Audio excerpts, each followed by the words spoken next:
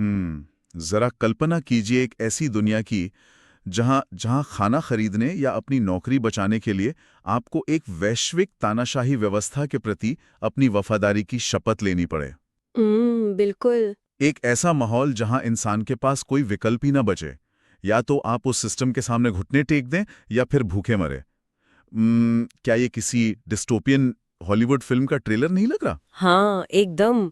ये बिल्कुल किसी डार्क थ्रिलर फिल्म की तरह ही है। लेकिन देखिए, दिलचस्प बात यह है कि ये कोई आधुनिक हॉलीवुड पटकथा नहीं है।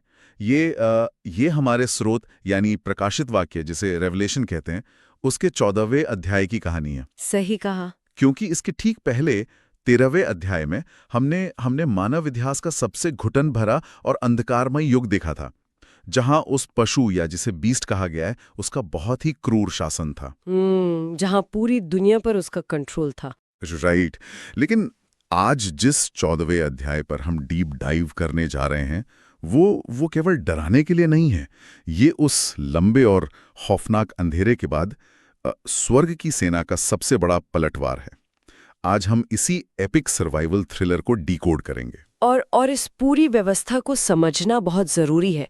देखिए, जब दुनिया में जीवित रहने के संसाधनों पर पूरी तरह से एकाधिकार मतलब मोनोपोली हो जाती है, सब कुछ कंट्रोल में आ जाता है। एग्जैक्टली। तो वो केवल एक राजनीतिक या आर्थिक संकट नहीं होता, वो दरअसल एक अंतिम परीक्षा होती है।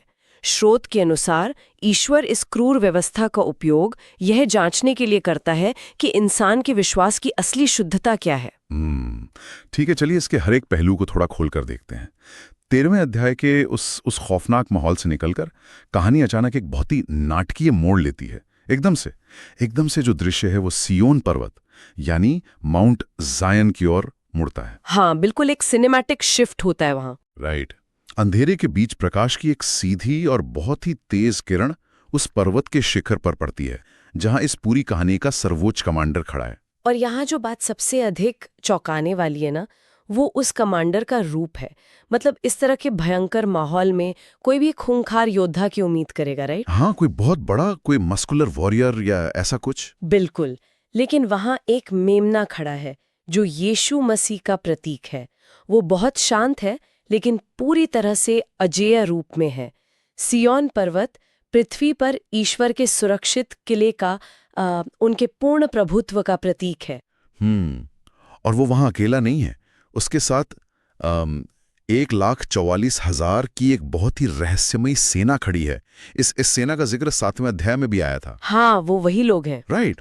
और ये कोई साधारण सैनिक नहीं है, बल्कि ये मृत्यु से वापस लौटे प्राचीन सैनिक हैं, जो अब पूरी तरह से तैयार होकर लौट आए हैं। और इन सैनिकों की सबसे बड़ी पहचान क्या है पता है?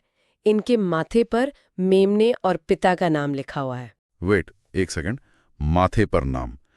ये तो सीधे तौर पर 13वीं अध्याय वाली उस पशु की मोहर, जो मार्क ऑफ द बीस्ट था, उसका सीधा जवाब है ना? बिल्कुल, एकदम आमने सामने का जवाब है।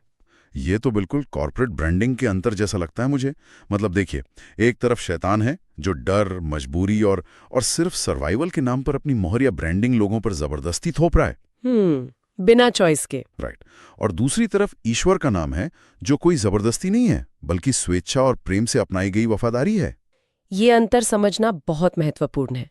देखिए, प्राचीन काल में माथे पर नाम होने का मतलब पूर्ण वफादारी और सर्वोच्च सुरक्षा होता था।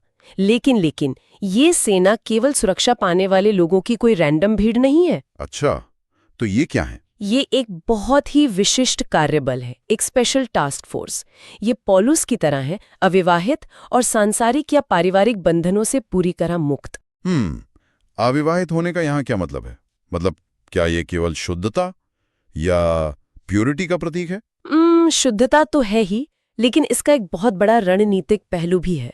देखिए, जब दुनिया पर एक क्रूर तानाशाह का राज हो जो परिवारों को बंधक बनाकर वफादारी मांग सकता हो। मैं समझ रहा हूं। राइट। तब पारिवारिक बंधनों से मुक्त होना एक बहुत बड़ी ताकत बन जाता है। इन सैनिकों को डराया नहीं जा सकता। इनका एकमात्र लक्ष्य वैश्विक स्तर पर सत्य और सुसमाचार फैलाना है। इनके मुंह से कोई झूठ नहीं निकलता। ये ब्लैकमेल नहीं हो सकते। एग्जैक्टली। ये इस भयंकर अंधकार की दुनिया में पूर्ण सत्य का प्रतीक है। इन्हें प्रथम फल या फर्स्ट फ्रूट्स कहा गया है, जिसका मतलब है कि ये सबसे अच्छी और पहली फसल है जो ईश्वर को अर्पित की गई है। अब देखिए, यहाँ कहानी सच में एक बहुत ही दिलचस्प मोड़ लेती है। ये 1,44,000 की सेना एक नया गीत गा रही है और स्रोत कहता है कि पूरे ब्रह्मांड में इस गीत को उनके अलावा और कोई नहीं सीख सकता, बिल्कुल। क्योंकि उन्हें दुनिया के हर भाषा का वरदान मिला है। तो इसका मतलब ये हुआ कि उनके पास सत्य है और उसे हर भाषा में सुनाने की ताकत है। वे एक तरह का सूचना युद्ध मतलब इंफॉर्मेशन वॉर लड़ रहे हैं। हाँ। लेकिन एक समस्या है। क्या समस्या? दुनिया पर तो उस बीस्ट का एकाधिकार है ना। हाँ। संचार के, कम्युनिकेशन के सारे साधन उसके नियंत्रण में हैं और पृथ्वी ने भी छठे अध्याय वाले भयानक ग्लोबल भूकंप का सामना किया है। हाँ, सब कुछ तहस-नहस है। राइट। तो ऐसे में ये अविवाहित सेना दुनिया के कोने कोने तक अपना संदेश कैसे पहुंचाएगी? मतलब वे सड़क पर खड़े होकर पर्चे तो नहीं बांट सकते। यहीं पर दृश्य में 3 स्वर्गदूत आते हैं। चूंकि पृथ्वी पर भौतिक और भाषाई बाधाएं बहुत मजबूत हैं, इसलिए स्वर्गदूत हवा में उड़ते हुए आते हैं। अच्छा।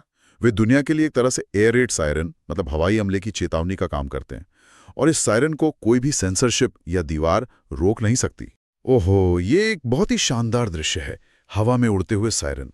तो पहला स्वर्गदूत आता है और पूरी दुनिया को एक बहुत ही व्यवहारिक चेतावनी देता है कि सृष्टिकर्ता से डरो, क्योंकि वही जमीन, पानी और जीवन का स्रोत है। और मुझे लगता है कि जब वैश्विक भूकंप के कारण सब कुछ हिल चुका हो, तब ये याद दिलाना कि जीवन का असली स्रोत कौन है, ये एकदम सटीक बैठता है। बिल्कुल। और उसके तुरंत बाद दूसरा स्वर्गदूत आता है। वो घोषणा करता है कि बेबीलोन का पतन हो गया है। Wait, Babylon? मतलब वो जो प्राचीन शहर था? नहीं, यहाँ बेबीलोन का अर्थ किसी भौगोलिक शहर से नहीं है। ये सत्ता, लालच और भ्रष्टाचार के उस वैश्विक सिस्टम का प्रतीक है जिसने पूरी दुनिया को अपने जाल में जकड़ रखा है। अच्छा, एक सिंबॉलिक शहर। हाँ, इस सिस्टम के बारे में कहा गया है कि इसने दुनिया को धन और सत्ता की व्यभिचार की मदिरा पिलाई है। ये मदिरा एक नशे की तरह काम करती है जो लोगों को वास्तविकता से पूरी तरह दूर कर देती है। और फिर आता है तीसरा स्वर्गदूत, जो अब तक की सबसे कठोर चेतावनी देता है। वो सीधे तौर पर कहता है कि जो कोई भी संसाधनों के लालच में, चाहे वो नौकरी हो, खाना हो या व्यापार हो, हाँ, बेसिक सर्वाइवल, राइट, या फिर डर की वजह से उस पशु के सामने झुकता है, उसे ईश्वर के क्रोध की 100% शुद्ध और बिना मिलावट वाली मदिरा पीनी पड़ेगी। और देखिए, ये जो बिना मिलावट शब्द है, ये यहाँ बहुत भारी है। प्राचीन काल में मदिरा में पानी मिलाकर उसे हल्का करने का चलन हमेशा से रहा है। हाँ, उसे डाइल्यूट करने के लिए। एग्जैक्टली। लेकिन यहाँ इसका मतलब है कि न्याय में अब कोई रियायत या दया नहीं होगी। ये उन लोगों के लिए है जो जानबूझकर उस भ्रष्ट व्यवस्था का हिस्सा बनते हैं। अगर इस बेबीलोनिया की मदिरा को समझना हो ना, तो इसे एक प्रेडेटरी लोन मतलब एक शिकारी ऋण की तरह देखा जा सकता है। एक बहुत अच्छा एनालॉजी है ये। और सर्वाइवल आसान हो जाता है, लेकिन उसका जो छिपा हुआ ब्याज है ना, वो अंततः इंसान को पूरी तरह बर्बाद कर देता है। बिल्कुल। ये सबसे घाटे का सौदा है। कुछ सालों के आराम के लिए लोग अपनी आत्मा की शांति खो देते हैं और उन्हें दिन रात चैन नहीं मिलता।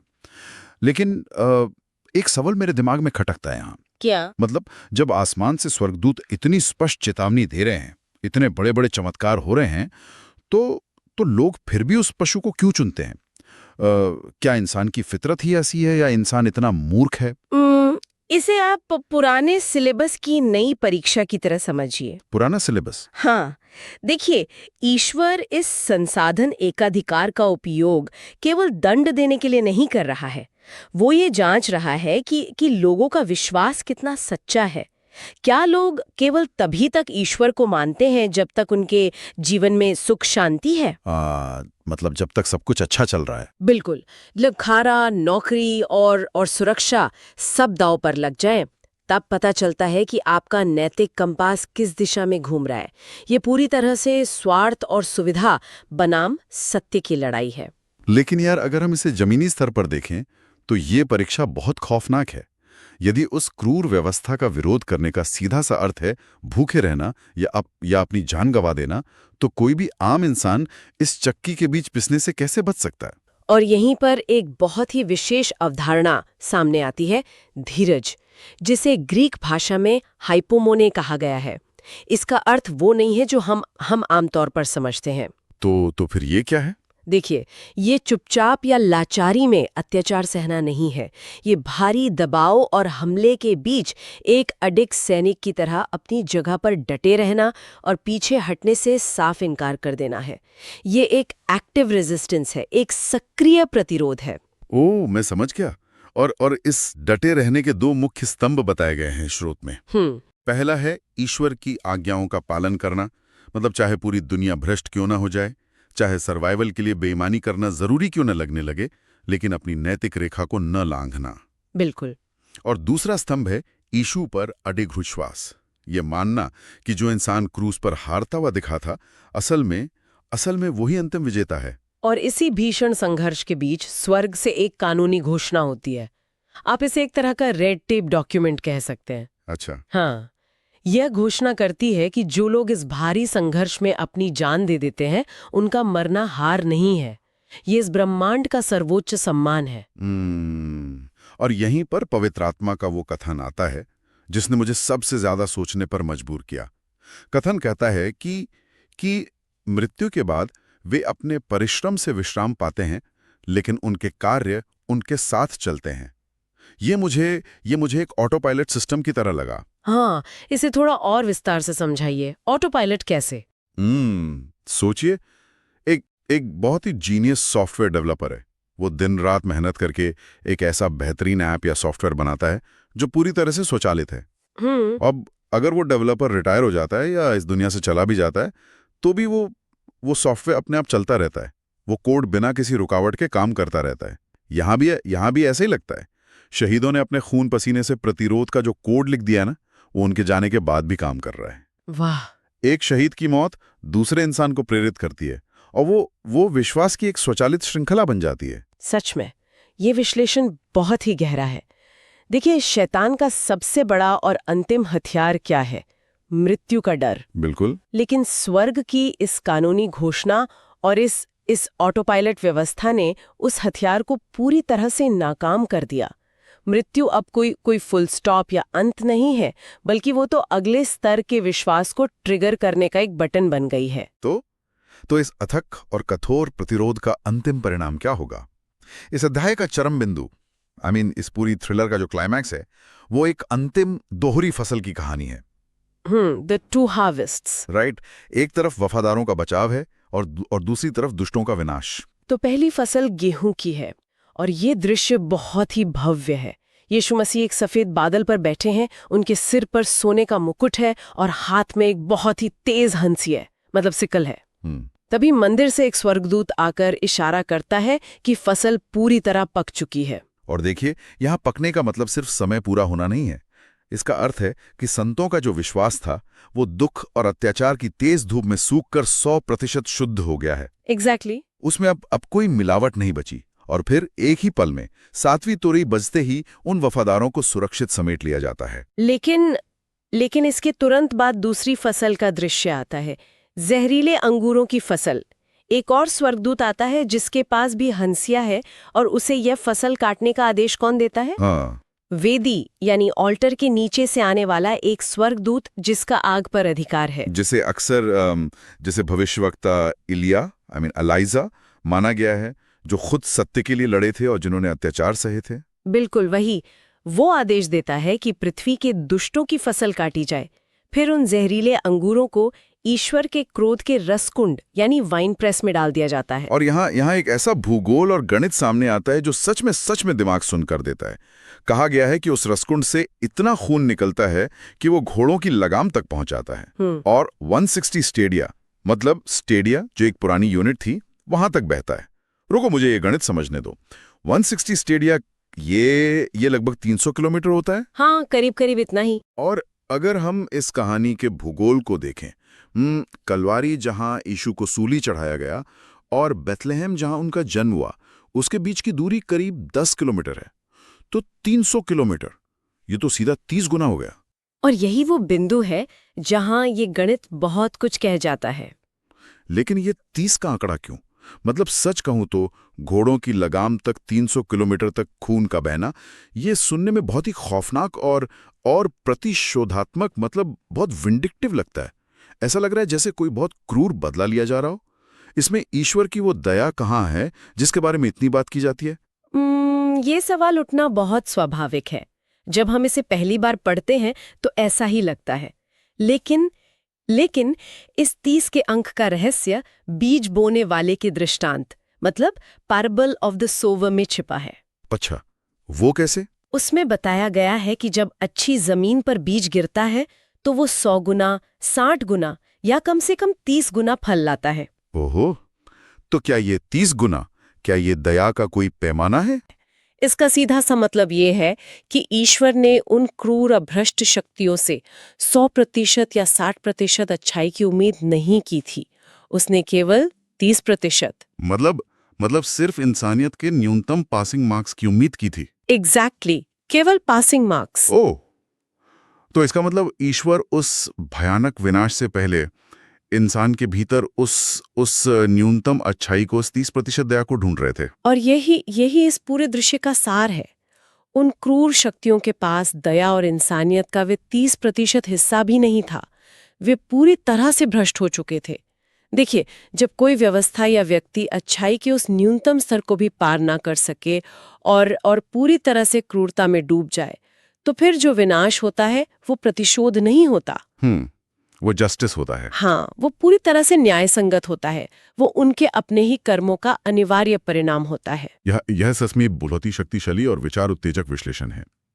अगर हम इस पूरी चर्चा को समेटें तो यह बात शीशे की तरह साफ हो जाती है कि ये 14वां अध्याय केवल भविष्य की किसी डरावनी घटना की तस्वीर नहीं है। बिल्कुल नहीं। यह असल में वर्तमान में हमारे द्वारा चुने गए रास्तों का एक दर्पण है। यह एक आईना है जो यह सोचने पर मजबूर करता है कि अल्पकालिक फायदों के लिए, सिर्फ कुछ सुख सुविधाओं के लिए और अपनी जान या नौकरी बचाने के लिए हर दिन हम कहाँ और कैसे समझौते कर रहे हैं। और इस पूरे अध्ययन का सबसे बड़ा सबक यही है कि जानकारी का अर्थ केवल ऐतिहासिक या भविष्यवाणी तथ्यों को रट लेना नहीं है। असली बात यह समझना है कि जब सामने सर्वाइवल का संकट आता है, जब चारों तरफ अंधकार और दबाव होता है, तब आपका नैतिक कंपस किस दिशा में घूमता है। राइट। क्या वो सत्य की ओर स्थिर रहता है या फिर डर और लालच के दबाव में झुक जाता है? सोचना तो पड़ेगा। और इसी गहरे विचार के साथ जो इस एपिक सर्वाइवल थ्रिलर के स्रोत हमें सिखाते हैं, मैं एक बहुत ही अहम सवाल के साथ इस चर्चा को विराम देना चाहूँगा। यदि जीवन का हर छोटा बड़ा फैसला एक ऑटो पायलट विरासत बना रहा है जो हमारे जाने के बाद भी काम करेगी, तो आज हम अपने कर्मों का कौन सा कोड लिख रहे हैं और क्या वो कोड उस दिन की अंतिम परीक्षा के सामने टिक पाएगा?